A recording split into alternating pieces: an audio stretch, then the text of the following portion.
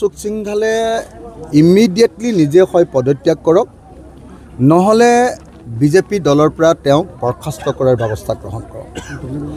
কোনো ৰাজনৈতিক নেতাই অন্য এটা ৰাজনৈতিক দলক, তাকো সৰ্বভাৰতীয় আৰু আটাইতকৈ পুৰণি ৰাজনৈতিক দলটোক জন্তু বুলি কোৱাৰ অধিকাৰটো বাদ দিয়ক।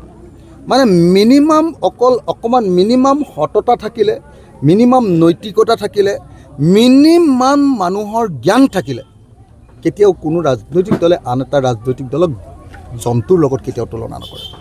আমাৰ আদৰ্শৰ পাৰ্থক্য থাকিব পাৰে, বিজেপিৰ লগত আমাৰ আদৰ্শৰ পাৰ্থক্য আছে। আমি বিজেপি দলক সাম্প্ৰদায়িক দল বুলিয়ে কওঁ। আমিতো বিজেপি দলক কেতিয়াও এনেকুৱা ধৰণৰ হেৰিয়ে কোৱাৰ নিচিনা এনেকুৱা শব্দটো কেতিয়াও ব্যৱহাৰ নকৰোঁ।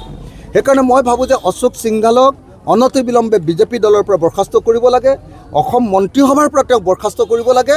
আৰু যদি নকৰে তেতিয়াহ'লে মই ভাবোঁ যে কংগ্ৰেছ দলে সমগ্ৰ ৰাজ্যত যদি প্ৰতিবাদ সাব্যস্ত কৰি কংগ্ৰেছ দলৰ প্ৰতি যি অপমান কৰিছে সেই অপমানৰ বিৰুদ্ধে মানে তেওঁলোকে পুতক তোলাৰ ব্যৱস্থা গ্ৰহণ কৰিব লাগে। মোৰ অংকিতা দত্তৰ বিষয়ে ক'বলগীয়া একো নাই। অংকিতা সৰু ছোৱালী এজনী ন, তাই কিবা এটা মনত আহিছে আৰু কৈছে, তেখেতৰ মনত কিবা এটা আহিছে কৈছে। অংকিতা আচলতে হতাশ হৈ আছে, আপোনালোকে জানেই। তেখেতে যিটো দলত আছিলে সেইটোৰ পৰা বেলেগ এটা দললৈ গৈছে। বেলেগ এটা দললৈ গৈ যেতিয়া কিবা এটা আসন পাব লাগিব তেতিয়া অলপ অন্য দলবিলাকক অলপ সমালোচনা কৰিব লাগিব, হয়নে নহয়? সেইকাৰণে যদি মোৰ সমালোচনা কৰাৰ জৰিয়তে অংকিতাৰ কিবা ৰাজনৈতিক লাভ হয়, সেইটো লাভ ল'বলৈ দিয়ক নাই তাইক। মোৰ বাকী একো ক'বলগীয়া নাই। মানে হিমন্ত বিশ্ব শৰ্মাক যে ভাৰতবৰ্ষৰ ভিতৰত দক্ষ মুখ্যমন্ত্ৰী বুলি কৈছে যে, মই ভাবোঁ যে হিমন্ত বিশ্ব শৰ্মা গোটেই ভাৰতবৰ্ষৰ ভিতৰত আটাইতকৈ সাম্প্ৰদায়িক আৰু আটাইতকৈ দুৰ্নীতিপৰায়ণ মুখ্যমন্ত্ৰী, সেইটো হয়। তেওঁৰ দক্ষতাটো এনেকুৱা যে 15 বছৰ তেওঁ অসমৰ শিক্ষামন্ত্ৰী হ'ল আৰু অসমেই মানে ভাৰতবৰ্ষৰ ভিতৰত মাধ্যমিক বিদ্যালয়ত আধাতে স্কুল এৰাৰ ক্ষেত্ৰত ড্ৰপ আউট ৰেটত অসম ভাৰতৰ ভিতৰত 1 নম্বৰ। তেতিয়াহ'লে দক্ষ হ'ব নে অদক্ষ হ'ব আপোনালোকে কওক। শিক্ষামন্ত্ৰী হৈ আছিলে 15 বছৰ।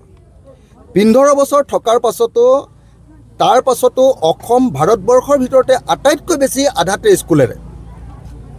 স্বাস্থ্যমন্ত্ৰী হৈ আছিলে 12 বছৰ। 12 বছৰ হৈ থকাৰ পাছত সন্তান জন্ম দিয়াৰ সময়ত প্ৰসূতি মাতৃৰ মৃত্যুৰ হাৰৰ ক্ষেত্ৰত অসম ভাৰতবৰ্ষৰ 1 নম্বৰত। তেতিয়াহ'লে সেইজন দক্ষ স্বাস্থ্যমন্ত্ৰী হ'বনে নহ'ব কওক, আপোনালোকে নিজে কওক। মুখ্যমন্ত্ৰী হৈ থাকোঁতে তেওঁ কৈছিলে যে অসমক ভাৰতবৰ্ষৰ 1 নম্বৰ ৰাজ্য কৰিম, ভাৰতবৰ্ষৰ 1 নম্বৰ ৰাজ্য।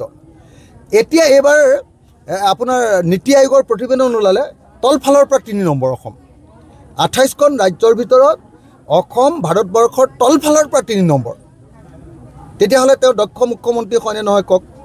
হিমন্ত বিশ্ব শৰ্মাই মানে অলপ পইচা চইচা খৰচ কৰি ছাৰ্ভে টাৰ্ভে কৰোৱাই নিজৰ নামটো মাজে মাজে ভালকৈ উলিয়াই থাকে। আৰু আপোনালোকেও সেই দক্ষ স্বাস্থ্যমন্ত্ৰীও নাছিল, দক্ষ এতিয়া মুখ্যমন্ত্ৰীও নহয়, তেওঁ এজন অলগদ্ধ মুখ্যমন্ত্ৰী। তেওঁৰ দিনত আটাইতকৈ বস্তুৰ দাম বাঢ়িছে, তেওঁৰ দিনত হিন্দু মুছলমানৰ কাজিয়া হৈছে, সাম্প্ৰদায়িক মুখ্যমন্ত্ৰী, আৰু তেওঁ ভাৰতবৰ্ষৰ ভিতৰত আটাইতকৈ দাগী, আটাইতকৈ দুৰ্নীতিপৰায়ণ মুখ্যমন্ত্ৰী। আৰু তেওঁৱে একমাত্ৰ মুখ্যমন্ত্ৰী যি নিজে সহস্ত সংগ্ৰাম কৰি বন্দুক হাতত তুলি লৈছিলে আৰু চাৰেণ্ডাৰ নোহোৱাকৈ মুখ্যমন্ত্ৰী। বানপানীৰ কাৰণে নিজৰ অফিচলৈ যাব পৰা নাই। তাৰপিছত সেই গৃহমন্ত্ৰীজনে যদি কয় যে আকৌ বিজেপি চৰকাৰখন 26ত, তেতিয়াহ'লে যেনেকৈ বানপানী যেতিয়া যেনেকৈ কৰিব নোৱাৰিলে, বানপানী যুক্ত হ'ল। এতিয়া অমিত শ্বাহে কোৱাটো যে আকৌ বিজেপি চৰকাৰ হ'ব, বিজেপি মুক্ত চৰকাৰ হ'ব, বিজেপি নহয় আৰু সেইটোৱে বুজি পাব লাগিব, হয়নে নহয় কওক। আৰু নৰেন্দ্ৰ মোদীয়ে কৈছিলে যে অসমখন বিদেশী মুক্ত অসম হ'ব, সকলোৱে 16 মে'ৰ পৰা তালি টোপোলা বান্ধি পলাব। এতিয়া মুখ্যমন্ত্ৰীয়ে কৈছে যে অসমত 1 কোটি বাংলাদেশী আছে, তাৰমানে বাংলাদেশী আছে বুলি মুখ্যমন্ত্ৰীয়ে স্বীকাৰ কৰিলে। তেতিয়াহ'লে নৰেন্দ্ৰ মোদী বা আমাৰ অমিত শ্বাহে কোৱা কথাবিলাক যে মিছা, সেই কথাটো প্ৰমাণিত হৈছে। আৰু অমিত শ্বাহে কালি যিহেতু বিজেপিৰ চৰকাৰ হ'ব বুলি কৈছে, তেতিয়াহ'লে আপোনালোকে খাটাং থাকক যে 26ত বিজেপিৰ চৰকাৰ আৰু নহয়। আজি আমাৰ ফাৰ্ষ্ট ফেজৰ প্ৰথম মানে শেষৰ দিনটো আজি 10ম দিন। আৰু 10ম দিনত এতিয়ালৈকে আমি 10-12খন সভা কৰিলোঁ আৰু 10-12খন সভা বাকী আছে। ৰাতি কালিতো 12:45 হৈছিলে, আজিও চাগে তেনেকুৱা দুপৰ ৰাতি হ'ব। কিন্তু আচৰিত কথা যে অসমৰ গাঁৱৰ মানুহে এটা ৰাজনৈতিক দলৰ কথা শুনিবৰ কাৰণে ৰাতি 12:45লৈকে যেতিয়া নামঘৰত ৰৈ থাকে সেইটোৱে প্ৰমাণ কৰে যে ৰাইজে এই মুহূৰ্তত চৰকাৰখনক বেয়া পাইছে আৰু ৰাইজে এটা পৰিৱৰ্তন বিচাৰিছে। এতিয়ালৈকে আমি শিৱসাগৰ জিলাতে ঘূৰি আছোঁ, কিন্তু শিৱসাগৰ জিলাৰ মানুহৰ যিটো ৰেছপন্স, আমাৰ প্ৰতি সঁহাৰি, আমাৰ প্ৰতি যিটো মৰম, এটা প্ৰমাণ কৰিছে যে বিজেপিৰ প্ৰতি মানুহৰ সম্পূৰ্ণ মোহভংগ ঘটিছে। 2026ত বিজেপিক হৰুৱাবৰ কাৰণে মানুহ সাজু হৈছে। মূল্যবৃদ্ধিয়ে মানুহক একদম অৱস্থা নাইকিয়া কৰি দিছে। বস্তুৰ দামৰ কাৰণে আমি চলিব নোৱাৰা পৰিস্থিতি হৈছে। বেপাৰ বাণিজ্য মানুহৰ হাতত নাই, মানুহ কোনো ধৰণে চলিব পৰা অৱস্থাত নাই। সেইকাৰণে মানুহৰ খং উঠিছে আৰু অকল চৰকাৰখনে কেৱল হিন্দু মুছলমান কৰি থাকোঁতে বেলেগ কোনো কাম নকৰা হৈ গৈছে।